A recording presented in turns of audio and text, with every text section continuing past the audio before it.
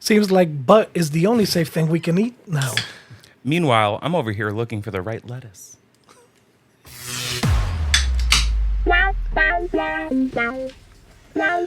Welcome to Gay Talk 2.0, the ultimate podcast for your dose of dish.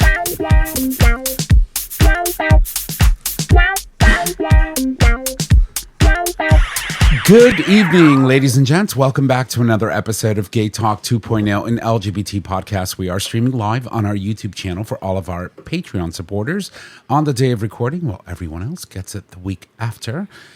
My name is Tom, and I'm your host, and as always, I'm in the studio with my amazing co-host, starting with the first one. Hey, y'all, Nick or Trish. And J Bear, a.k.a. your boyfriend's boyfriend. And welcome everyone to the show. And before we get started, we'd like to mention that we do have a guest on the show today with us. Finally, yay! We do. About We time. do. No, I mean, yay! So Okay, you know what? Let me pause you because here's the thing. Here's the fucking thing. Nick, why aren't you booking guests? Nick, why aren't you doing this? As soon as I do it, I get a phone call from Tom.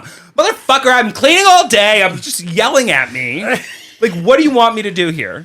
Hey, we're happy. We're happy. I just want to be ready. You know me. You know me. But anyway. But you know that's Tom anyway, regardless. Yeah. But anyway, aside from all of that, we want to welcome to the show Ryan Cole. Ryan, thank you so much for joining us on the show today. Well, thank you so much for having me as a guest. And I apologize in advance. We told you it was a shit show. No. So, Ryan joins us. You recently moved to New Haven. You were previously in Alaska, and you work in the medical field. So we have a lot of questions for Ryan, specifically centered around health and LGBTQ plus community. So we're excited to have him on the show. Because not always you get to sit with someone who works in the medical field that can, talk firsthand about things that are happening. And not just buttholes. Exactly. I love you, Dr. G. That was mean. Oh my God. But buttholes are Important. really good. Yeah, They're important. They're important. Yeah. You gotta maintain them. Heck yeah. I'm sending him after you. I'm just saying. But anywho, so as we always do, we're going to do a quick round table just to sort of kind of feel how everyone's doing. What have we done in the last week since we last went live? So, Trish, I'll start with you. How the hell are you? I'm fine. He's fine. Family. Yeah, family. Well, you're not going through gala anymore. No, right? thank God. That's behind you. Mm-hmm. You have a whole year before we have to worry about the anxiety that comes with gala. Well, you guys have about 9 months. I have about 6 months. Oh, okay. Well, so we're safe for 9 months. Yeah. Pretty much. Yeah. So. No, I had a very relaxing weekend. My parents are coming into town next weekend. It's also Jonah's birthday, 40th birthday, so I'm going up to the Berkshires. Nice. But I got a lovely phone call on Saturday morning. My sister totaled her car. Oh my God. And so I had to. Luckily, she's okay. She's a bit banged up. Her car is not okay at all. Well, I mean, it's totaled. Yeah. So I had to go pick her up today and take her to get all the stuff out of the car and grocery shopping and just, the things that you don't want to do, but know you need to do to support your Right. family. But I saw that car today, man, and I was like, you are lucky to be alive. That's insane. Yeah. That's insane. Well, I'm glad she's okay. It's hard to, lose your vehicle. It's your lifeline to, get around, manage yourself from A to B or to C or to the D. Yes. You just never know. That's the most important In part. Jay's I, case. I will say, I think the best thing that came out of COVID was working remote, and she's very lucky in the fact that it's going to take her a couple weeks before she can get a car, Right. and she can work remote, so she's not going to lose her job, and Well, that's good. Yeah. That's good. So, but aside from that, how are you? Relaxed? yeah, I'm looking for the right lettuce to lose some weight. Do you remember? Wait, episode Lettuce, 3. what is it? Lettuce, coffee, and cocaine. Cocaine. LCC. That was years ago. Oh my God! Yes, it was. We're not advocating for that. I'm just saying. No, don't do coke. I'm just saying. Jaybird, how are you, my dear? Fantastical. All is well in Always, the all land is of well, us. yeah. In the land of Jay. Yeah, all is well. Had my niece's sweet 16 this weekend, so that was kind of a highlight. She's of the very weekend. pretty. I loved her dress. Thank you. Yeah. So she was happy. So and Sorry for my comment. I couldn't help myself. you always got something to say, but what can I say? But yeah, so her girlfriend was there as well, which was nice. Nice. Wait, your niece, girlfriend. Okay, so she's a lesbian? Yeah. Okay, cool. So I had one of the fans that we got when we went to the social with the rainbow flag colors on it. So I gave it to her at the party. She loved it. I have it upstairs. I think you left one on my counter upstairs. Probably, yeah. Yeah. The gay talk one. Yeah. Yeah, because you got us gay talk ones. Yeah. So, Yeah. yeah. No, but I had one, so I gave that to her, and she was happy. So Sweet 16, this Yeah. is like a rite of passage. She is Yep. now a young lady. Yep. Right. So they say, yeah. It's an equivalent. It's equivalent to what they do in the South, right? Like when they they have a debutante's ball. Is that what it is? I think it's so, like when yeah. you come out to society. I mean, it would have been me, but yeah. Of course. so you had she had her sweet 16. So It was she's nice. Yeah, it was pretty good. And I had family come up from New York, and my sister came down from Kansas. So we had a decent time. nice. We had a nice. decent time. And Mama's good. Yeah, Mama's good. We Awesome. we were able to haul her up and have her hang out with us for a few hours. Any like funny moments? Because yeah. Mom is going through. She's having Yeah. moments of is it dementia? Yeah, it's dementia and So Alzheimer's. she So remembers some people, and then Yeah. she just looks at you like, who Yeah, the who fuck the are hell- you? yeah. Wow, Basically. that's really tough. yeah, Yeah, yeah. It really is. But she was okay. Some people she recognized, some she didn't, like always. Yeah. But yeah, no, her at this point, she's set on her times. So it started at 5, so I didn't pick her up till late for that purpose. Because if I pick her up early, she's like, take me home. Right, I'm ready Like, to go now. Yeah, and 2 hours in, she's like, take me home. And you're like, And I was like, I need at least another hour from you. She's like, she's giving me dirty looks, but she was I'm yeah. into my second whiskey right Yeah. now, girl. You got to give me Yeah. 3, at least 3. I did no drinking.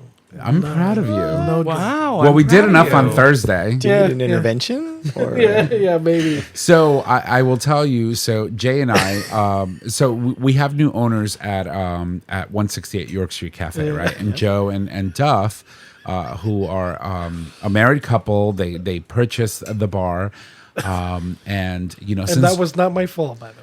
yeah, I know. Since July 1st, they have been, owners, Yeah. and I have been trying my hardest to support. I host karaoke at Partners. They're hosting karaoke on Thursdays. So I show up to support, and people are looking at me like, are you going to be hosting karaoke here now? And I'm like, no. I mean, you should. I mean, you you are good. I mean, Well, Thank you. don't blow him up, okay? Thank you. No glow ups today. Brian, be nice to you me. know, I'm a fan, so Be nice to me. No, so so I show up, and a lot of the people that come on Sunday to sing are there, and they're like, "Oh my God, are you here because you're hosting?" And I'm like, "No, I'm here to support." Yeah. Because there is no rivalry between Partners and 168 York Street Cafe, and for whatever reason, people seem to think that there is. I think it's because Joe's a younger person. You know what I mean? Right. So they think it's a new owner. and Joe it's going to be worked Yeah, at but- Partners. He was a bartender. Yeah. Before he purchased the bar, and so I remember when he started, I was like, who is I was this? like, and then He's he cute. speaks and he has that accent because he is Irish from Ireland, so he has an accent, and you're like, Sploosh. Yeah. come again? Can you say that one more time, please? I love it when they say "come again." Oh my god. Oh my god. So I show up and I'm supporting, and I said to Jay on Thursday, I was like, I've been there 2 weeks in a row. I was like, we should go to karaoke. So we ended up No, going. that was not how it went. But wait, I'm not done. So we went to Dive bar for dinner. Yeah. I text Jay as soon as he got out of work, and I was like, what are you doing after work? I was like, let's just go to Dive and have a quick drink and grub. And then I was like, maybe we should go to karaoke. And then I got home and I was like, I'm definitely not going to karaoke. And then all of a sudden you hear him like, bitch, get the fuck up. Let's go. Yeah. And so we I ended already up at had 2 karaoke. whiskeys in me. Yeah. So. So we ended up going to karaoke, and I didn't get home till 1:30 in the morning. And I'm like, He's like, no. I was like, all right. I got up and I was like, all right, let's go. And he's like, wait a minute, I gotta get ready. I did And then tell he you, I was goes- like, I told you I'm and not like, going. And like He's he always does. He comes out, he goes, but I said I wasn't going. And I was like, so why are you still dressed? Bitch. Because I know how she is. So if she ain't going nowhere, she dresses down. Oh yeah. She's ready to underwear. stay home. Yeah. Or a sarong. And her manties. Yeah. Or nothing at all. Or It's my nothing at house. all. Yeah. I'm usually naked in my house. So. Yeah. It's, I love it. I okay. enjoy it. I enjoy I'm the same way. But we're getting ready to leave. He goes, we're only doing 2 drinks, 2 hours, and we're gone. I said, okay, yeah, sure. That never happens. I'm at the door at Never 12:45 waiting for him, and he is social butterflying through the whole bar, saying goodbye to everybody. He's in his eat, pray, love moment. He can go eat, pray, love somewhere else. Okay, I needed to get to bed. It's eat, pray, love. Yeah, oh, that's right. Yeah, sure, whatever order you want it. Yeah. Doesn't matter. It all I happens. really love eat, pray. Yeah, sure. Yeah, I know. Yeah. Whatever comes first. I want to pray first because since I'm already down at my knees, then I can eat. There you go. Well, you're doing both at the same time sometimes. Well, but- pretty much. So we ended up going, and so there is no animosity between any of the 2 bars that we have here that have been here for decades, and so I go and support because it is important to ensure that we are fostering a very healthy community. Right? It doesn't matter what bar you're in; we're all still one community, and so I go support them. I work at Partners. I do both. So you're like Ariana Grande, holding space for everyone. Exactly. Let me you grab your finger. Hold on. Oh, I love it. Okay, I can't. No, it's pinkies. Pinkies. Oh, it's pinkies. Yeah, it's pinkies. Yeah. I grab your pinky. Okay. No, I think it's important for everybody to have their space. Yeah, And I think both bars support, our community in different ways. So let me ask you a question. So you recently moved to New Haven. I did. How do you find New Haven? I find it. I'm in love with New Haven. I consider it my home, and I've lived all over the country. Originally from Pittsburgh, and I moved to Florida for about 19 years, which was challenging. Yeah. My daughter was involved in the school shooting in 2012, and we moved from West Palm Beach to Anchorage, or actually Healy, Alaska, which is in the interior, and I worked in Fairbanks, and it was a 2.5 hour drive from Healy. Why from Florida? I've noticed that a lot of people that kind of migrate to Florida, They to go from heat to Alaska, cold. yeah, it's either California or Florida, and all of a sudden you go from one extreme to the other. So I had a friend. Her name is Leslie. I consider her a sister, and if she would ever introduce me to anybody, I was her brother. Okay. She answered an ad in the Alaska Man magazine. Oh, Yeah. Okay. Yeah, back in the day. And Wait. Why am I not surprised that you know what this is? I've been to Alaska. I do my homework. Anyway, continue. yeah, so Sorry. she answered an ad in the Alaska Man magazine and moved to Alaska. And I was a firefighter paramedic and a nurse in Southeast Florida. Oh my God, it And just got hard. Anyway, continue. I think I'm just going to excuse myself. Doesn't take much. why? For Wait, time, come yeah. into the conversation. Come into. come into the conversation.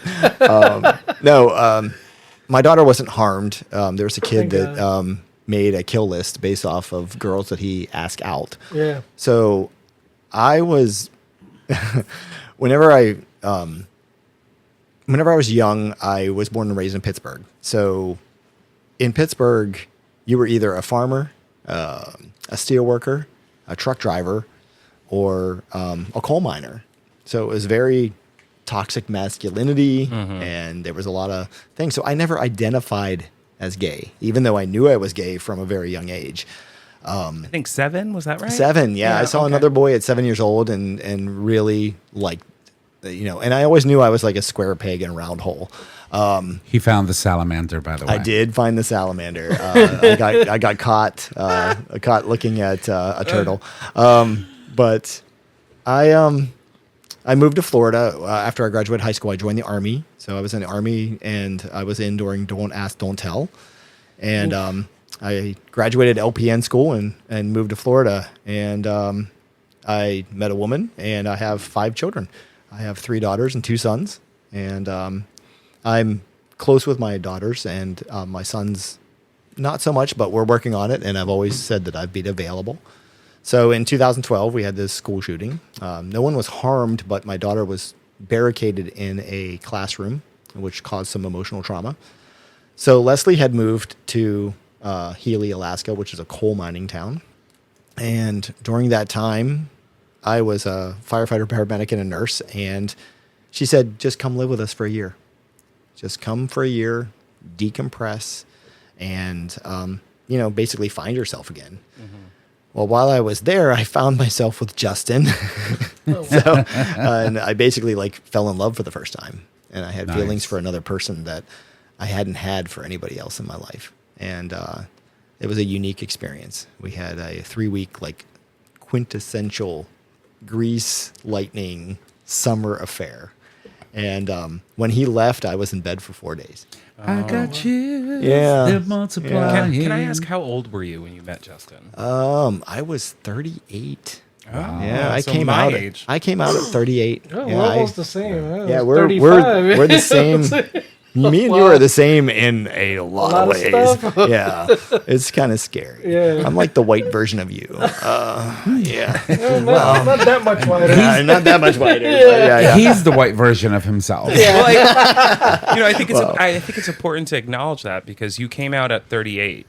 That's a big deal. Right. Well, you have a family. It's not just affecting you. Right. Yeah. What was that experience like? It was terrifying. The first 6 months after I came out and could say the words out loud that I was gay was terrifying. I think I cried more in those 6 months than any other period in my life. I was very there's like a Taoist symbology of a person sitting and people are handing them rods, and you take that rod from that person and you're making yourself a cage, and you're imprisoning yourself in the cage that you feel that other people perceive that you are. Right. Yeah. And as a nurse, you're constantly wanting to help other people. You have pain, I give you a pain shot, or I give you a pill to relieve your pain. You're thirsty, I give you water. You need to eat, I will feed you. When you do other things, I will clean you. I will go. Nursing is a profession it's very intimate. Like, you are doing things to other people that people don't do normally to other people. Right. You're wiping people's Oh yeah. behinds and doing other bed baths and turning them and making them get out of bed and walk when they don't want to do that after surgery.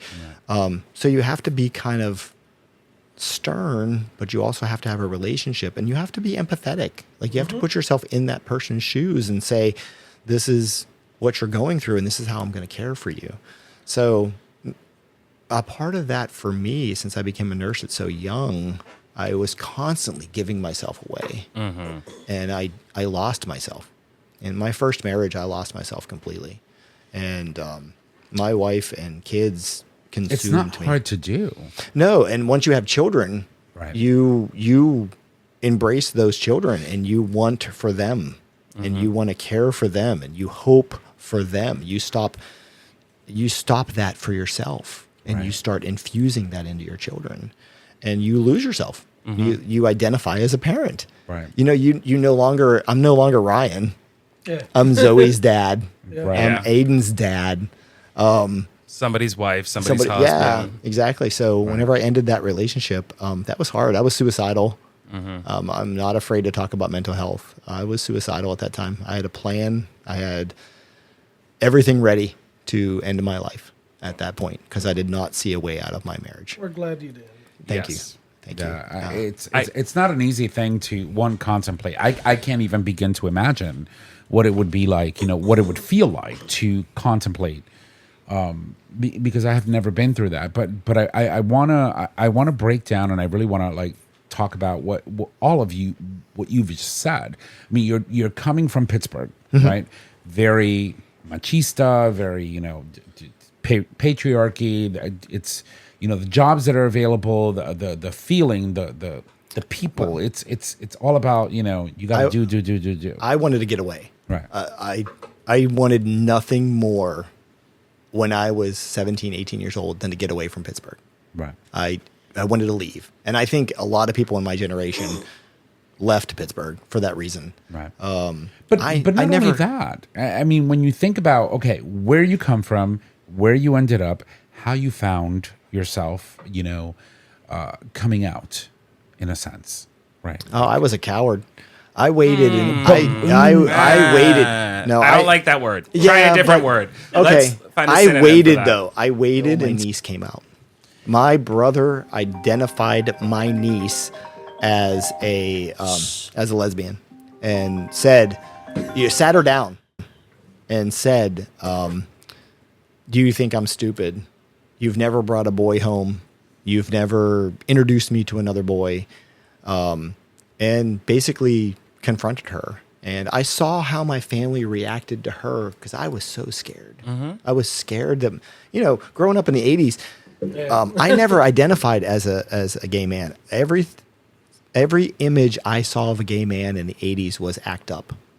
A skinny guy with a mustache marching on the streets of New York City or doing a protest or something. I didn't identify that way. Right. So whenever my niece came out and I saw how my family reacted to her, that's whenever I was brave enough to step forward. Right. And it took that act in order for me to be brave enough. Because if my family would have rejected her, I probably would have ended my life. I probably would have ended it. Because Well, let me affirm for you. You were not a coward. okay, Definitely not that's a coward. fair. You're not. You were dealing with society norms. And what you did was you saw something happen in your family. Not that you were waiting for that to happen, because you didn't know if that ever would have happened. You saw something in your family that happened, and you finally felt the strength to do the thing, which is amazing. But you're definitely not a coward. Definitely not a coward. That's fair. That's fair. I'll take that. And so I will say this. It takes a lot of balls to come out, right? It takes a lot of courage to be able to do that. And But it's different now, I think. it's different now for you. However, you for had a lot every- to consider. You had a wife, you had kids, you had societal norms to account for. You had growing up in Pittsburgh, right? And then you leave, you get yourself out of that element, and then you arrive somewhere else that allows you the space to be able to consider.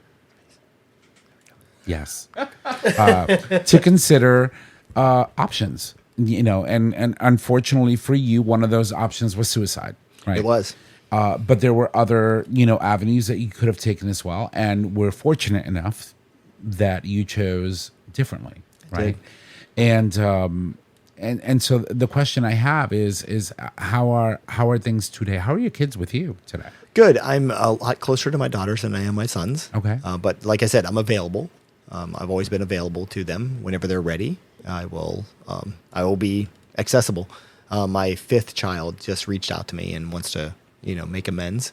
So I'm looking forward to that. That's awesome. Yeah. And do they live in Alaska or No, they they're live in still- Florida. They live in so Florida. after the Alaska experience, it lasted a year. Okay. And my friend Leslie sat me down and she said, "I love you like a brother. Your children, I love like my own children. Your pets overwhelm me. I hate your wife, and here's why." And we had a heart-to-heart. And she goes, "I know you're going through something because I can feel it. You're going through something." And I didn't want to tell her because she was a Christian, and I thought, I'm going to get kicked out of her house. I'm going to do all these things. So we stayed in Alaska exactly a year. And after that year, we moved back to Florida. But we moved back to a different part of Florida. And I moved my wife and kids back to my wife's hometown and set them up for success. And then I went back to, I became a flight nurse. So I became a critical care flight nurse in Alaska. So I would go to Alaska for 2 weeks and I would perform. So there's no roads in Alaska. There's like 3 highways. You fly And- everywhere. Yeah. So every village had a runway. Right. So you would fly into these villages. You would get people. It didn't matter what the call was. Right. You were expected to take care of them.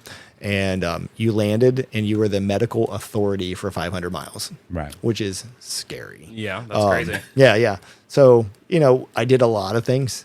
That I didn't think that I was capable of doing. But after being a firefighter paramedic in Southeast Florida for 5 years and a nurse for, at that time, 15 years, and I was an ER nurse. So, you never know what's walking in the front door. Right. So it was a good experience. I did that for 2 years. And then I did meet a guy and ended up getting married and moving to New York. So we lived in New York for a year, and then we moved to Portland, Oregon for 6. I sang with the Portland Gay Men's Chorus and had a great time in Portland. And then we decided to move to Dublin, Ireland for a year. And Oh then, my God, Yeah, that's so we lived in- amazing. Incredible. we lived in Dublin for a year. I found it to be amazing, but at the same time, I couldn't get a nursing license. So I found myself like professionally unfulfilled. Right. So we ended up moving back to Anchorage, and we spent 2.5 years there. And then while we were in a nursing conference in Boston last year, we decided that we missed the East Coast, and New Haven was between Boston and New York. So let's move there. So We are not the bridge between Boston and New York. We're not the okay? bridge. We're the anchor. Okay. So going back to my original question. So Yeah. now you're in New Haven. Now I'm in New How Haven. do you find New Haven? Like you're saying you love it here. I you know, do. how do you find the community? I am in love with the community. I sing with the Connecticut Gay Men's Chorus. I've been to Partners twice. I've been to York Street once. I'm not so much a bar person because I'm in my doctorate program, so I do a lot of reading and Right. a lot of things. So I got my master's degree, and now I'm in my doctorate program. And to say that that's all consuming, it's pretty much all consuming right now. So Yeah. for the next year or so, I'll be reading a lot. But when I do venture out, I do like walking around New Haven, and I like the architecture. I'm also a Freemason, so I think that's There's a lot of Okay, so here's the thing. I've always wanted to be a Freemason. come. I'm a member of Trumbull Lodge 22. You're more than welcome to come to a dinner. Let's do it. Absolutely. Let me know when you're available, and I'll bring you to a wanna dinner. I will make Freemason? myself available. You want to work with your hands? No, Mister I wanna- shows up. Shows up in flip flops. That's not what a Freemason is. I know. We're figurative. We're figurative now, Yeah, but I'm kidding. I know. I'm really enjoying my Mason experience. It's a different type of relationship with men than what I am used to. So, You're right. being a gay man, to a certain extent, you look at other men I mean, how can I? You know, he's sitting right here. With this And right here, and there's a certain element of looking at men as sex objects, but the Masons have taught me that I can have a relationship of brotherhood with another man, and also the focal point of it is to make yourself a better man. So, Yeah. and they're very accepting, very everything. I'm really enjoying the journey. Well, we're That's awesome. fortunate to have you in our community, and thank you for picking New Haven, and thank you for startling the shit out of me in the middle of my setup. So I will tell you. So Ryan had reached out to us via email. I had never met Ryan before. I think you had a similar experience, and Ryan is at Partners sitting at the bar. And he just walks up to me in the middle of my setup and says like, "Hi," and I'm like, "Hi," like, do I know? What did You're I ask lucky you? she was nice. I was like, I "Do think I know you?" Do I know you? Yeah. And I was like, no, you don't know me. I don't know. I think I have the ability to startle, but I do have the gift of like making you feel like you've known me for years. That's exactly what it was. And what was the first thing that I did? I was like, "Come to the bar." Come to the bar and have a shot. And I'm like, oh my God, I got to get up at 5 o'clock in the morning. So I'm the manager. I work for Yale New Haven Health, and I am the manager of Shoreline Ambulatory Surgery Center. So whenever you're in surgery, you have to get up at like 5 o'clock in the morning. And you were like, hey, let's do a shot. And I'm like, fuck, I got to get up at 5 o'clock in the morning. So now that we know each other, Yeah, absolutely. No, not biblically, but we know each other. yeah. Now that we are acquainted, Yes. you don't need to. Okay. You don't need If to. I offer you a shot, you can say Absolutely. no. Okay. So wait, so Don't- how did you find your way to the Schubert? Well, I've Because always that's how we met. Yeah, I always have had a passion to give back to community, and community theater is something that I grew up with. Being from a very small town in Western Pennsylvania, I was in every single Lions Club play. I was in fashion shows. I was the token actor for the school plays. I was Dobie Gillis, and they didn't know. And they didn't know. Yeah, no one had a clue. I was in a glass closet, not. It was see-through. Okay. It was, everybody else knew I was gay.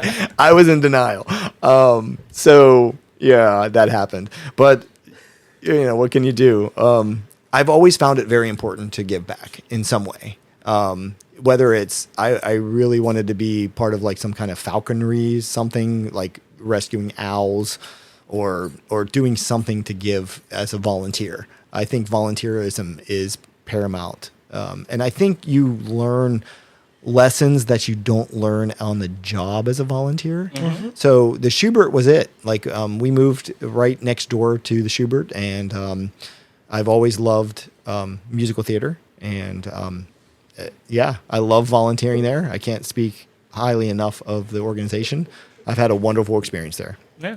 That's amazing. great. That's amazing.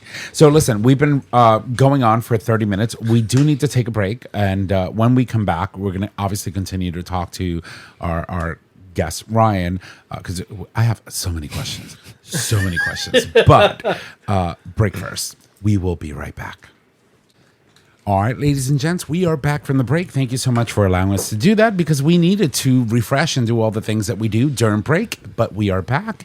And as you obviously knew before, we do have our guest Ryan joining us on the show. We were having a very in-depth conversation previously before we went on break about some of the things and challenges that someone faces when they come out, and especially when you have family and things like that. So we're back. Ryan, thank you for being here with us. It's great to have you. Oh, thanks for having me. So I wanted to pivot a little bit, unless you have something else to add to the previous. Pivot. I wanted to pivot because you are in the medical field, so I want you to please tell us exactly what you are in the medical field, what you represent. I have been a nurse for over 30 years. It's my only skill set that I have.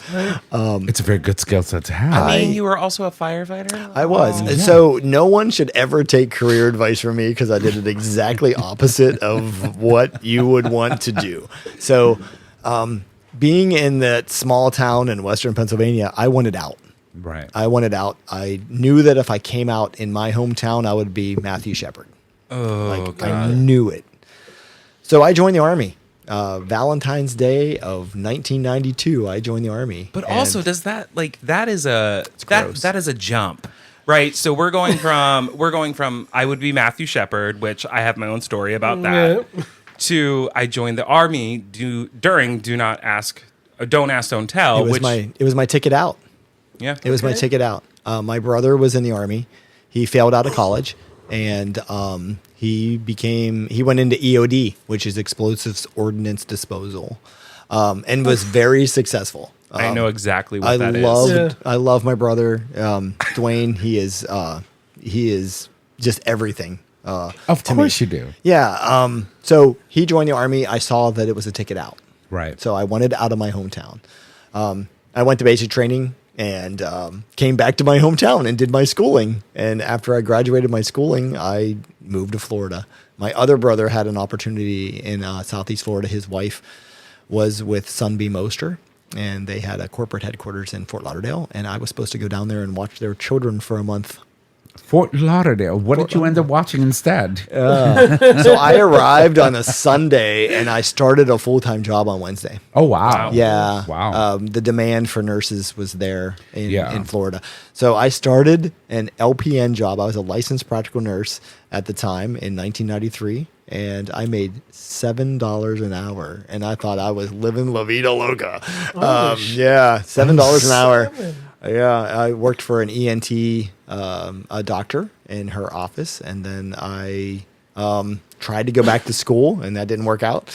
And then I ended up meeting my who became my wife, and went back to RN school. So I got my associate's degree at Palm Beach State in West Palm Beach, Florida.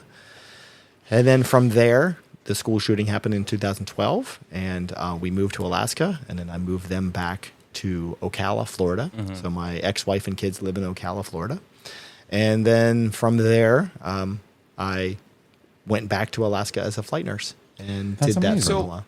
fast forwarding a few years, right? You're now in New Haven. Mm-hmm.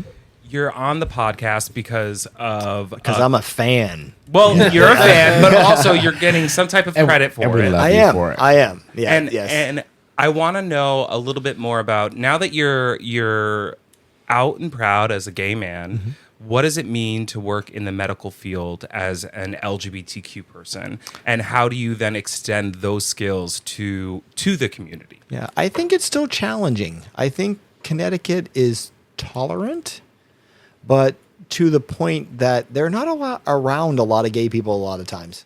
No, and I agree with that assessment. Yeah. They're tolerant and they are supportive to a point, but they will say things that you're like, what did you just say to me? I started my new job, and the first week in my job, they said, when you choose to be gay. Yeah, What? no. Yeah. Just don't and they choose. don't. At yeah. Only Even Health? Yeah. Yeah. Really? But, it's not their fault. They're just not exposed to gay people. And Well, I'm the token. I'm the token gay right now in my organization. And I'm okay with that. I wear my "You Are Safe With Me" pin on my badge to indicate that I'm safe to talk to. I put a pride flag in our waiting room. I love you for that. Yeah, because Thank we have you. a lot of trans patients that come in for top surgery, Right. and I want them to feel comfortable. So let me ask you this. So Wait, hold on 1 second. How did you respond when somebody said, when you choose to be gay? I bit my inner lip.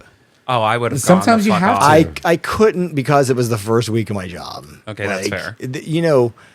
I know you guys had this thing about a month ago about code switching. Yeah. Oh God! Don't bring that back up. I'm not. No. You have to. Yeah, there's times you have Yeah. to. I have to pay a mortgage. I have to pay my rent. I have to pay my electric bill. Yeah. I have to survive in my job. That's right. And at that moment, when he said that to me, which was a guy who, for all intents and purposes, is someone that I need. I need to have a relationship with this person in order to right. be successful. I bit my inner lip. And later on, about a month into my job, I went back to him and we had a conversation about it. Good. But in that moment, I bit my lip. Was that a productive conversation? Yes, I am all about relationships. I'm a relationship leader.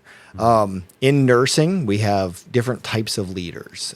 We have transformational leaders that come in and they want to put sparkly, glittery stuff on everything and make everything transform. And we have evidence-based practice leaders who want to tell you your purpose based on evidence. Like, you are a nurse because of the evidence points to this direction. I am an aesthetic leader. Aesthetic. So, Okay. aesthetic. Break that down for me. Aesthetic leaders Like if you're focus- explaining it to a 5-year-old. Okay. Because that's 4-year-old. That's, Jay, that's essentially what I. Yeah. That's Please. essentially what I am right now. So an aesthetic leader focuses on relationships. Okay. So as a manager, I need to accomplish certain goals. Okay. And I need to be able to have people perform at a certain level. I focus on the relationship that I have with that person. And I do one-on-ones with people. And I try and have a positive relationship. They don't have to like me. They don't have to do anything else. They have to show up to work and to follow the rules and to Right. not be an asshole at work. And at the end of the day, they sit down with me quarterly and we sit down and talk about our relationship and how I support them as their manager and how I support them professionally. I really love that. I've never heard that term before. But I do think that there's something powerful in kind of embracing that pillar, right? That you are as a leader, but then also embracing pieces of the other pieces of leadership. Yeah. So let me ask you. So in your role, how would you rate the medical field in New Haven today? Are we subpar? Are we medium? Are we meeting expectations? But we do need help For the community or people as a whole? I think for the community. I think for our community. Yes, for our community, like specifically, because I say this because you can talk to many different people. Understand that. All right, honey. Nobody's talking to you. I will say this. Shit happens. It's what happens when you have an AI house. I suppose. The reason why I ask this is because depending on who you talk to, you would get a different answer. And you're working in this field, right? And so you are a firsthand person that could really have a really good barometer on how we are scoring with our community. Like, for example, whether a gay man walks into a consultation or a trans person walks into a consultation or someone who identifies as non-binary, right? Like The best example would be when Yale New Haven Health removed trans affirming care because of federal funding. Right. Right. Yeah. So I want to get your take because you're a gay man, right? You seem to be someone that's very in tune to the community, not only the community that affects you, but the community that affects us as a whole. So I wanted to get your opinion, because it is an opinion, on where you think we are. Where do we score? Well, I feel like I'm not a very good representation because I'm in perioperative services. Okay. And everybody that comes to me for care chooses to be at my center. Okay. So I think if you were talking to a public health person or someone of that nature, they could give you a more qualified answer. I know that for my center, I strive for equality.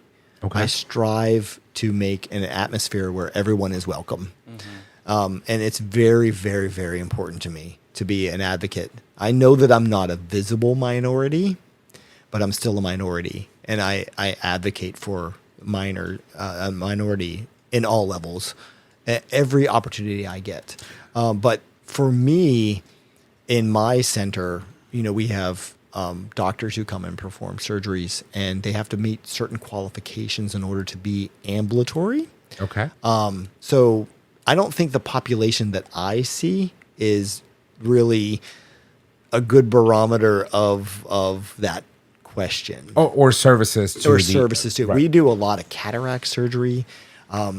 We do a lot of plastic surgeries, breast reductions, and I can tell you that the Guilford Ambulatory Surgery Center is state of the art, and I am proud to be their manager, and I am proud to be their leader. They have been open for me. They have helped me, and to in the beginning when they weren't exposed to me, there were some comments that were said, but overall the experience has been positive, and Yale New Haven Health has embraced me. I still feel like the token gay to a lot of Embrace people. it. Yeah, exactly. Like, seriously, like June embrace it. 1st, move, bitch, I'm gay. Yeah, that's how I am in the office. Bitch, get out my way. You've seen it. You've been at the Schubert. every single day. single And there's nothing wrong with that, right? No. So let me ask you this. I think educating people. I mean, at the Schubert, I'm a volunteer at the Schubert, and volunteering, like I said, is very important to me. And this past Pride, we had Pride pins, and I wore mine with pride. And I might have made a casual joke that anyone that didn't have one on was homophobic, but But most people had them most on. people had them on. I would say 85 to 90% Yeah, of the I volunteers. think we ran out, honestly. Yeah, probably. But it's it up, been Schubert. it's been a very positive experience that I've had volunteering at the Schubert. Very open. Now the drag show.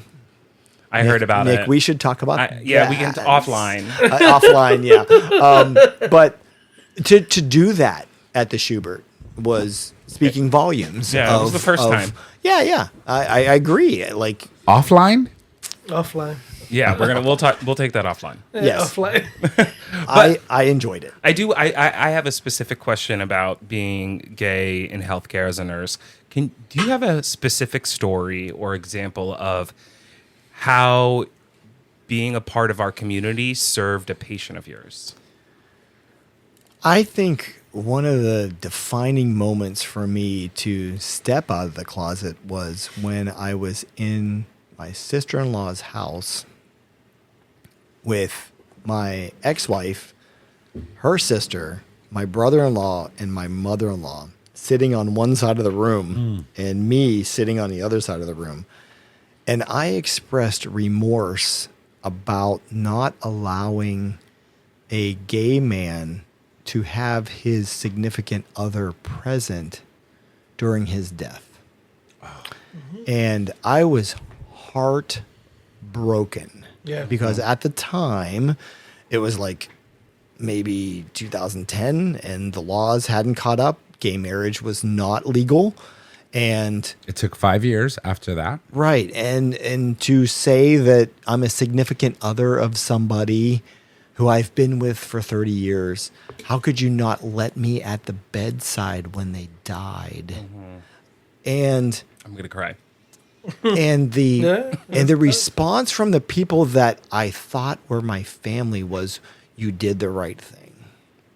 And I knew in my soul that I didn't do the right thing. Yeah. And I You did what you had to do. I followed protocol for a health system that was broken because we were not equal. And I walked away from that situation a broken person and wanting to do more. Yeah. And that pivotal moment was when I was like, I can't live like this anymore. I can't be in the closet anymore. I can't do this. Well, I will tell you this. That time frame between, 2010, 2015 was very hard for a lot of people, right? And we can talk about the gay community in many different milestones, right? The HIV/AIDS epidemic was one huge thing that people often reference when they're talking about loss, right? But then you jumpstart to the point where, just 5 years later, we have marriage equality, right? And you still can't be by the bedside of someone that you've been with for 30 plus years because someone has more authority to make that choice for you.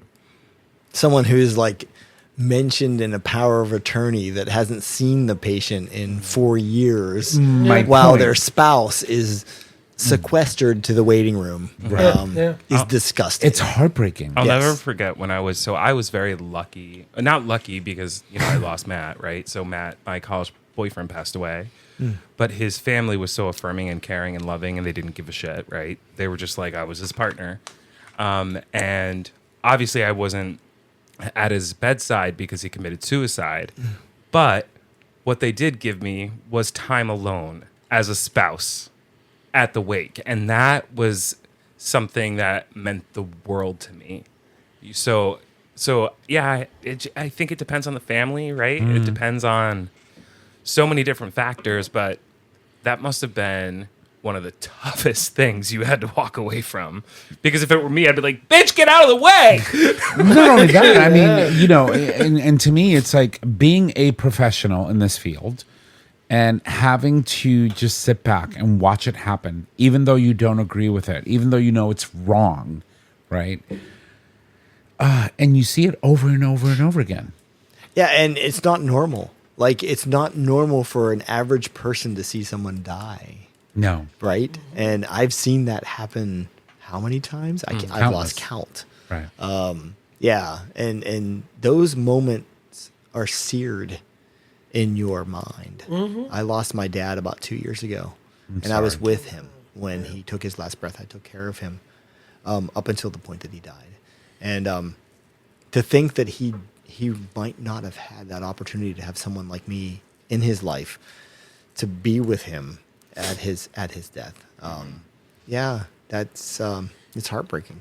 It's incredibly disturbing to think that, in whatever facet of, where you lie, whether you're straight, bi, gay, transgender, however you identify, that the one person that meant the world to you, that you spent countless years with, is sharing experiences, going through life together, is not allowed to be there by your side during your end of life simply because of legally because not of allowed politics. to be there. Yeah, some Because of bullshit politics. legality. That's Yeah. basically what it is. Yeah. Yeah, that was a breaking point for me. That really was. And, marriage equality is there, but is it? Well, right now, Well, given the Knock on wood. my head, please, my head, my head. I want to toss it over to Jay a little bit. Yeah. Yeah, he's been kind of quiet. You've been very quiet I was like today. trying to hold his hand in there and stuff. But Whenever he's Tom and I just- interview somebody, we always like steamroll him. Yeah, And so- so I want to toss it to Jay a bit because Jay and you both have similar experiences coming out later do. in life. Yeah. Oh, And Jay and I are Kindred alike spirits. in a lot of of ways. ways. Yeah, we're days. Yeah. Like we're days apart from birth. We're the same age. I identified as bi for a long time until it stopped working for me. Well, he Yeah. still identifies as bi. So let's Well, Still for works me, for me, yeah. and We good know. For you, good for you. Yeah, I mean, yeah. like, for me, it's like if you're of age and it's consensual, go do it and go do it without shame. absolutely. Absolutely. He Yeah. still eats from both plates. I just want to and make more sure. power to you. Yeah, I totally agree. Yeah, I'm starving right now. But He, anyway, he has a question? certain affinity Until for later fish. tonight. It's not really a question. I kind of Yeah. just wanted to see how you would engage and reflect on the fact that you came out later in life Yep. and what that actually like Yeah. how that affected you as an individual, right? Because I came out Yeah. at 15. Yeah. And so I've been gay pretty much my entire sexual career, if that's You were what we gay want to from- call it. You were gay from sperm, but you came out. Yeah. Oh, two tops, girl, all day. But I think it's important to share with our listeners because we do have Yeah. a lot of listeners within that demographic that came out later in life and what Yeah. that looks like and what that means. Yeah. So Yeah, Jaybird. same thing. And I've said it before. You know, Thank you. It's Please never come into that mic. Come into the mic. I It's a know. dick. Suck it. So I mean, I think it depends on where you're at. Again, you have your doubts. You're not 100% sure that it's gonna turn out the way you think it's gonna turn out, and I think a lot of times we kind of assume it's gonna be worst case scenario, right? We always do. And we always do, and especially when it's something that detrimental. It's not just affecting you; it's affecting family. And if you're married and Have kids. have children, what are the kids gonna think? And But what so was I that think process that's- for you guys like? But, right, like, so it's like I have to make this decision to tell my kids think, this thing. I think when I made the decision that I was there and I was aware of it, and not to downplay, but the kids to me at that point were not the issue. It wasn't a major concern. Right. They're still in the back of the mind because you're worried about how they're going to react and how they're going to treat you and how, you know what I mean? You don't, these are people you raised and you love and, so to you, I think that's more to me anyway. I shouldn't say to you, but to me, it was going to be more of an impact in my life if they kind of walked away and be like, don't want to deal with it. But it's a unique situation for you. For me, it's And definitely I will a explain unique because situation. you took on children Yes. that weren't yours. Correct. Right? they They're not are. biologically I see. yours. Yours, yeah. However, they are yours because you raised them since they were very little. Yeah. Right? And so for you, it's unique in the sense that, there's always that feeling in the back of your mind, like, if they're going to react a certain way, maybe they have right to, Yeah. because these are not my children. Exactly. Right? Yeah. It's a complete different situation from Ryan. Yeah. They're his. They're They're biologically his, right? children, yeah. And so that rejection, although maybe similar, might be different. Yeah. So Absolutely, talk about yeah, that a little bit. Yeah. So, and that was the thing for me. I kind of that was one of my main fears. Being that I've raised them, they're not my biological children. I would say that it's easier for someone to walk away Right. from that situation, But or that's for not them to you. walk away. No, my girls are. Like I tell you, I never refer to them as my stepchildren. I did once, and they were pissed. So, You learned your lesson Yeah, I quick. learned my lesson really quick. They're very supportive. They're very loving. And Roxy and Debbie. I and, know yeah, all of your all children. of my girls. And, every single one of them. yeah, and they're and like I said, I've talked about it before. My eldest granddaughter came out as bi, and her mom was just not, no, absolutely not. And I stepped in and I And to spoke be with her. clear, And you were like Do what I say, not what I do, unless you want to. Exactly. But yeah, so I've developed a really good relationship with my girls, my grandkids as well. My granddaughter, which is living with me again, because she wants to live with Grandpa. But we have a great relationship. My grandsons are a different level, but there's different nuances and issues going on there. Right. That And really, that's understandable. I can't control, but it is what it is. But they all treat me the same. It really doesn't change. And when the missus and I separated, it wasn't like anybody really took sides, but they kind of sort of did, but they didn't. And everything's kind of we have a very. It's an awkward situation. Right. It's very like people don't understand it, and they're like, "Oh, so you're still together?" No, we're not. We're not. We're separated. We still live in the same house. We're kind of roommates, but we have it's a different dynamic, and it's weird to explain sometimes. Right.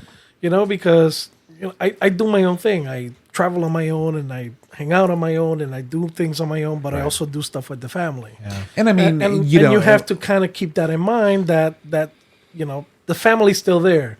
So there's certain events that happen that as a grandparent or as a parent, you should be available for. Yeah. And when you If think you about can. it, like, for example, you have been over the course of the Why last is the 4 or camera 5 on me years, right now? Yeah. because I'm about to do something. Okay. Over the course of the last 4 or 5 years, you have been, staying with me, right? Yeah. Yeah. Because She took over my room. yes, because of the situation, right? And because Yeah, we were separated, and, Right. and it's just it is what it is. And even if we weren't together, there's still the family dynamic. right, Mm-hmm. there, And they will always will be. always will be, and Right. there's no getting away from that. Once there's a family bond, it is what it is. I see that. Yeah. I think being products of the 80s. Yeah. And We- the we AIDS got a more- crisis. For me, I felt as though if I touched another boy, I would get AIDS. Yeah. Like Yeah, even in absolutely. high school, they had AIDS scares. Oh, absolutely. And AIDS was a death sentence in the 80s. Yeah. It really was. For me, I ran away. Yeah. I ran away. So my ex-wife lives in Ocala, Florida, and I moved to Anchorage, Alaska. As far away physically as I could get, I went. It's not even a contiguous state. It's contiguous. Like I've driven the Alcan 5 times and twice by myself. You do get paid to live there, though. Yeah, you do get paid to live there by oil dividends. But Yeah. I ran. I ran away. I had a pensioned job in Southeast Florida that I ran away from. A pension I ran away from because I thought she would take it from me. Yeah. And I ran. I ran as fast as I could away. And am I proud of that? No. That's why I use the word coward. But we've said that I'm not. So I'll take it. But you earned it. But for me, I'm closer to my daughters. Yeah. My sons. I think girls are more understanding. Well, Definitely. I think too. You're always your mother's son, Yeah. right? Daddy's girls. Daddy's girls. Yeah. I think to a certain extent, there was some things or emotions shared in my circumstance to the boys because I left whenever they were young. I left when my youngest was 7. My next one was 8. I think the girls in my case were more sympathetic towards me. And, I can't say, my ex-wife is a wonderful mother. She's a wonderful person, but we grew apart. She was red and on Fox News and loved Shepard Smith, and I didn't. So, and the situation that I described to you earlier, we were as far apart politically as you could be from two people who got married. We got married and then just grew apart. Yeah. Is she a good person? She is who she is. Is she a good mother? She was a great mother. That's She was a great mother. And that's the most important part, right? And that's what a lot of people fail to realize, right? It's like you may disagree with a human, but if you can find one thing that they do right, and if that is being a great mother, I value that over anything. Yeah. Because I have had the fortune of having a great mother, right? I have seen people who have had horrible mothers. I'm speaking cursive. Yes, you are. We're still looking for your one great thing. I know. Me too. He just goes, "Oh, I'm sorry." Please remind me when you find it, okay? Because I'm still, I'm looking for it. No, but for me, it's like I have been through a lot of different, I'm surprised I'm even like freaking functional in my life at this stage, right? Because I went through so much as a young child. But if you can have one thing and that be a great mother, they're already winning. I had a great mother. My mother is still alive. I lost my father about 2 years ago, but my mother and my father were exceptional people. I can't say enough about my mom, but my mom will be the one to tell you that she breaks her arm on her back, patting herself on the back, that she raised four beautiful people. And I had a very unique dynamic too, in that I was a surprise. There's 11 years. So was he. There's 11 years between me and my closest sibling. Okay, so not 11 years. Very close. Yeah, but he was a surprise. Yeah, and my oldest sibling, my sister, is 14 years older than me. Oh, wow. And I've often teased that she's my actual mom. But, we're very close. I'm closer to my sister than I am anybody else. But I had a great... So they took it well. Yeah. How many siblings altogether, man? I have one sister and two brothers. And I brought So back... you're the youngest of I five? am the youngest of four. Youngest of four. Okay. Yeah. And... Well, there was five, so I'm the youngest of four, too. Yeah. So there were five in my family, but I'm the youngest. Yeah. I'm just the middle child. This goes back to my whole TED Talk. My whole TED Talk. There's always one. So I want to tell you, before we end today's episode, I do want to say I'm very proud of you. Thank you. Yeah, Great work. absolutely. Pinky Great hold, work. pinky A hold. lot of Pinky hold. I've been trying to hold Jay's hand the entire time. and he's a lot not of doing it. trials Here we go. and tribulations, right? Because you've gone through so much, and all of it was very essential in allowing you to become the person that you are here today. And queer but I'm today. and queer, but I'm very proud of you, because that took a lot of work, and it's still. It's ever evolving, and there's so much more work that needs to be done. I am a work in progress. Absolutely. Aren't we all? Aren't we all? So What are you there's talking about? Oh, okay. He's perfect. I'm sorry. there is a concept. It's called lifelong learning, right? Yes. And when Right, we yeah. were all going through college, right, we all learned lifelong learning, because you never stop learning. You never Right. start, or excuse me, you never stop experiencing the things that shape the person that you become, even in your elder years, right? In your golden years. Fuck you for calling them golden years, by the way. Let's just call them glitter years now. Glitter years. Glitter years. I like that. So it's amazing. So thank you, and I think you're definitely a valuable member of our community. We're proud to have you. You're going to do great work. I hope so. And before we wrap up, I want you to talk a little bit about your Connecticut Gay Men's Chorus. Oh, I love the Canadian Please. Gay Men's Chorus. Please. We are a strong group that we have 2 concerts per year, and they are my chosen family. I absolutely love the Gay Men's Chorus. That's amazing. Gay Men's Chorus came about in the 80s, whenever we were facing the AIDS crisis, and lesbians saved the world. They sure did. They absolutely lesbians saved the world. That's why the L is the first letter of the LGBTQ plus, and as it should. as it should. Lesbians hold a sincere debt of gratitude by taking care of gay men during the AIDS crisis and raising money for virology. They literally saved the planet with COVID-19. If we had not had lesbians taking care of us in order to have studies done on viruses, none of us would be here after 2019. Right. Lesbians literally saved the planet, and I think that they don't get the the just desserts that they deserve. They really did. Some older white Republican men might still be here because they're cockroaches, but I'm really proud of us. And I will say this because we went through an entire episode, which, by the way, because you are amazing at talking, you were nervous today. I was very nervous. You have done such an amazing job, but we went through an entire episode without talking about politics. Yeah. whoops. So this one. And you know what? And that is absolutely okay, because you know what? It's about life experiences. It's about understanding that one person can have an impact on the community. But aren't we sick of it? Like, aren't we sick of politics? Like, why did it become the center of our universe? Why is it? Yeah. Why is it where it needs? Why is it where it is today? Because of my shirt.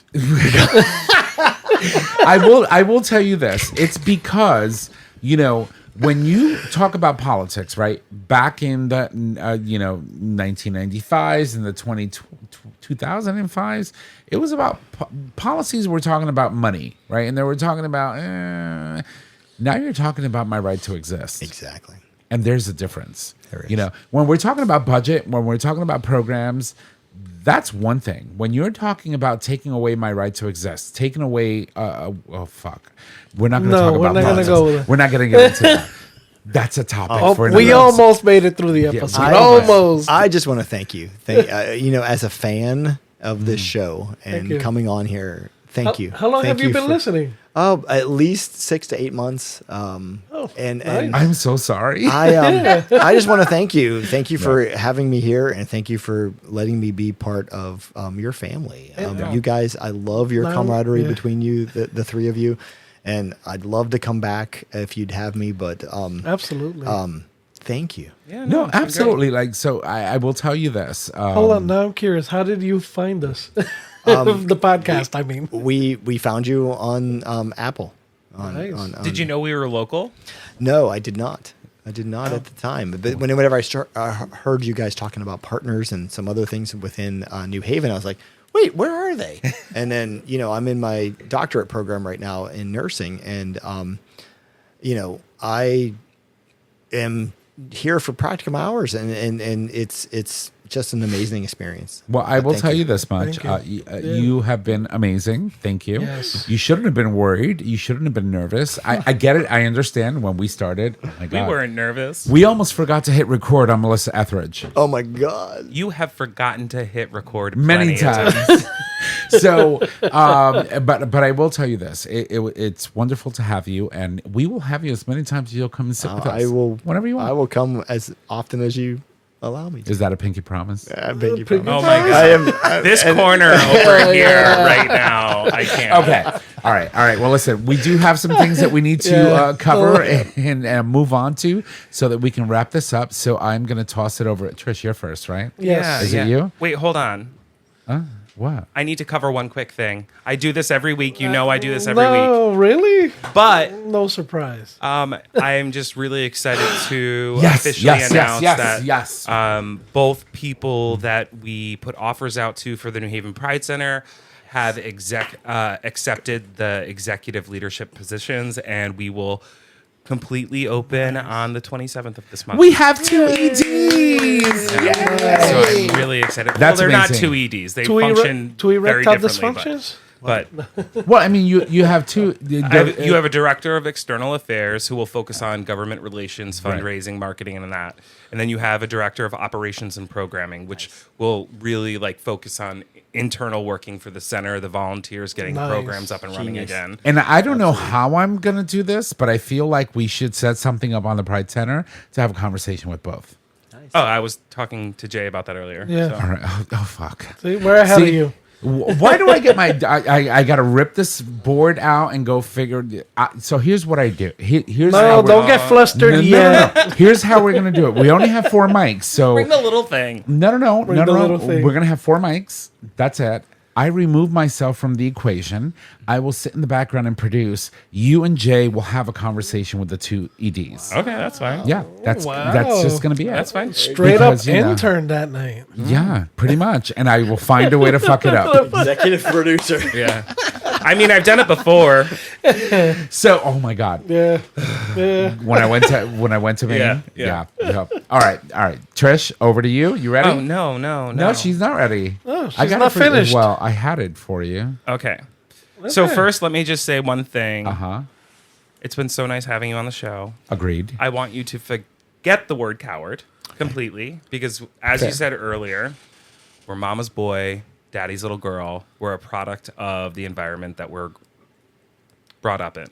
And we were brought up in a country that Yes. didn't accept us. Yes. So you were not a coward to come out late in life. What you are is powerful. All right? So just hear that. Thank you. Preach, sister. Yeah. All right. You ready? Yes. No. All right, everybody. Here's Mama Kim's Minute. Thank you, by the way. Number one. I'm choking. Right ally couple's huge pride display gets a surprise visit from a pro LGBTQ plus governor. Number two, quiet history. Number three, a pride display created by little kids was set on fire. The community is fighting back in full force. That is just fucked up. It is. And you know what? It's troubling, but you know what? I love the fact that, you know, Mama Kim takes the time to grab these stories for us, right? And she makes us aware of some of the things that are going on nationwide. Yes. Often. She is our unapologetically and undoubtedly like surrogate mother, and she will always be. We love you, Mama Kim. We haven't spoken about you in a hot minute, but you know what? I think today you deserve your shout out. We absolutely love you. I'm having trouble connecting. Oh, This bitch. Oh, Siri. she is going through Yeah, it. she's Anyway, going through it Jaybird, today. over to All you. right. Well, hold on. My Siri activated. Oh, is it yours? Yeah, no, that yours and then mine kicked in Yeah, afterwards. just don't say I know. SIRI. That's it. On this day in gay history, July 20th, 1969, yummy, astronaut Sally Ride was born in 1983. What? Okay. That makes no sense. She was born in 1969, and then in 1983. July 20th, 1963, an astronaut Sally Ride was born. In 1983, she became the first American woman in space. How did you get 3 from 9? Let's start again. Oh my God. Cursive. Hold on. It's because It he's was holding the my summer hand. of Yeah. Do you want my glasses? 69. Yeah, my glasses are shot. Okay. July 20th, 1969, astronaut Okay. We're going to just. astronaut Sally Ride was born. In 1983, she became the first American woman in space. After her death in 2012, her obituary identified Tam O'Shaughnessy. O'Shaughnessy, right? O'Shaughnessy. O'Shaughnessy as her partner. He's Irish, he can tell you. Yeah. You always read in. It's a Spanish in me. O'Shaughnessy as her partner of 27 years, making Ride widely recognized as the first known LGBTQ astronaut. Yeah. That's amazing. I just want to be like, ride, Sally, ride. Ride. Sally, ride. All right. All right, Jaybird. Alrighty. I won't touch it. Yeah, I know. If you love the show, please make sure to subscribe, rate, and review on your favorite podcasting service. By subscribing, you get the latest and greatest of our show delivered right to your favorite device or web browser as soon as the episode is published. You can also support us on Patreon. With Patreon, you, our listeners, can help to support the show with a pledged donation. The donations are collected monthly and can be in any denomination of $1 or more. Yes, queen. Next week, no guests. No. I literally updated it for you. It hasn't come through. All right, next week you can do the thank you because that corner. Next week we will bring you another fun-filled episode with the one and the only Hope Chavez. Yes. We're excited. Hope is always fun. Yeah. She's always a hoot. Always. Where are we? Thank you to our guest, Ryan Cole. Oh, that was my... No, it says your name on it. Yeah. Did you not listen? You are not No, paying attention. no, you didn't All right, update thank it. you, Thank- thank you to our guest, Ryan Cole. You've been amazing. We'll definitely have you back. We can't wait to have you back. Thank you. We hope you had a good time. I had a wonderful time. Thank All you right. so much. So, Jaybird? No, it's me. No, it's still you. Oh, he's waiting for his love. Thank you. All right, everybody, get the Future Method and all other products today. All products are doctor developed, can clean out without hurting your bum. You can take confidence anywhere with the anal powder packs. Increase your stretch goals with a 3-piece anal glass or silicone dilation kit. Words are hard. I know. Get long-lasting, pleasurable glide silicone with. I'm sorry. Go. What happened? Here. Pleasurable glide with the silicone anal lube. Yes. And get all the information you need with Dr. G's book, But Seriously. Visit futuremethod.com to purchase your life-changing bum accessories today. Yes, Queen. I did not fuck that up that bad. No, you didn't. What? No. No, you just paused awkwardly, and I was like, what? What did I do? I'm going to start muting your ass. I'll do it myself. It's this shit show part. Yeah, it's time to put a ring on it. Why we don't pre-record this. Why not? Why? This is fun. Our show is available on our website, gaytalk20.com, under audio podcast. It is also available as a free download on Apple Podcast, YouTube Music, and now Spotify. Trish? All right, you can find us on social media, Facebook, Gay Talk 2.0, Instagram, Gay Talk 2.0. You can email us at gaytalk2.0 at gaytalk20.com. Tom, don't fuck it up. I will try not to. Ladies and gents, thank you so much for joining us on today's episode. If you need to reach out to us, you can just head on over to our website, click on the Contact Us tab, which is located at the top of that web browser. There you can leave comments, suggest topics. You can submit a question for the cast or an individual host, or you can even give us a little quick call and leave your questions for us on our voicemail. Our phone number is 334 Gay Talk. And if you need all of those digits, it is 334-429-8255. Don't forget that we do stream live every Monday at 6 p.m. Eastern Standard Time. And if you're a Patreon supporter, you can see it live and in color. Everyone else can get the audio version of the show on the night of recording. I want to thank you for joining us on tonight's show. Ladies and gents, have a good night. Bye.